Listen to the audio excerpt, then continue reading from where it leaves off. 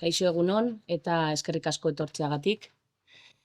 Gaur, udaliburutegiko liburuak, udaliburutegiko programazioa aurkeztera goaz, eta udaliburutegia liburuak irakurtzeko espazioa baino askoz gehiago da, leku bizia da, herritar guztiei irekia, eta irakurzaletasuna, sormena eta adin desberdinetako pertsonen arteko topaketa sustatzen ditu. Lasarte horian, erreferentzia kultural eta soziala gunea izatea nahi dugu. Hoy presentamos una programación por el último trimestre del año, que es variada, accesible y pensada para todas las edades.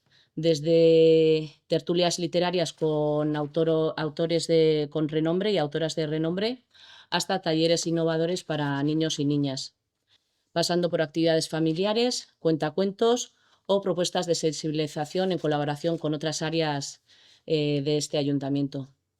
Queremos que toda la población encuentre una actividad pues, a su gusto.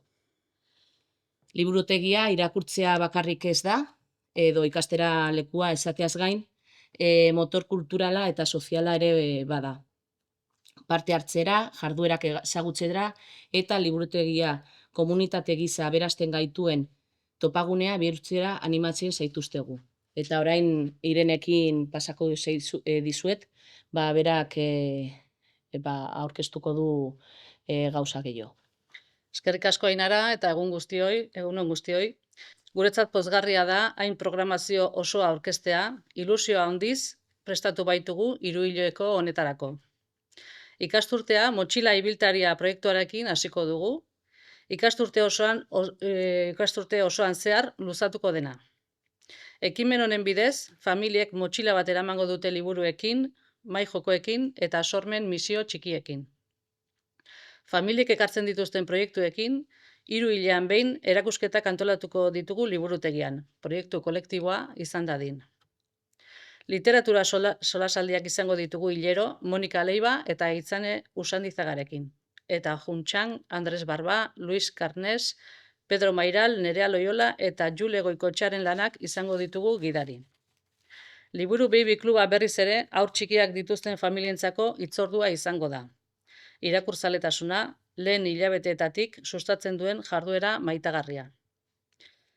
Tailer bereziak ere antolatzen ditugu.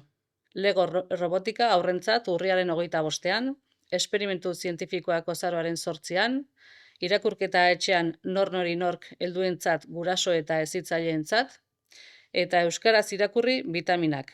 Euskarazko irakurketa modu atsegin eta motibagarrian hurbilduko duena.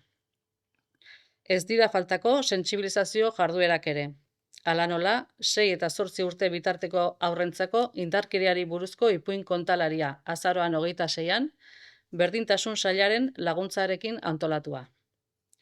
Gainera, Zubietako ikasleek Juan Cruz Ikerabide idazlearekin batera egindako bisita moduko batzuk izango ditugu eskoletan. Eta horrek aukera emango die aurrei literaturara hurbilagotik hurbiltzeko. Proposamen hauekin guztiekin, udal liburutegia hurbileko espazioa, erakargarria eta parte hartzailea izaten jarraitzea nahi dugu. Denok irakurketara eta kulturara hurbildu eta gozatzeko arrazoi bat aurkitu ahal izateko. Eskerrik asko. Eskerrik asko eta animatu zaituztegu etortzea liburutegira eta proposamen hauek egin deguna etortzea eta hori parte hartzea. Oso ondo. Eskerrik asko denoi.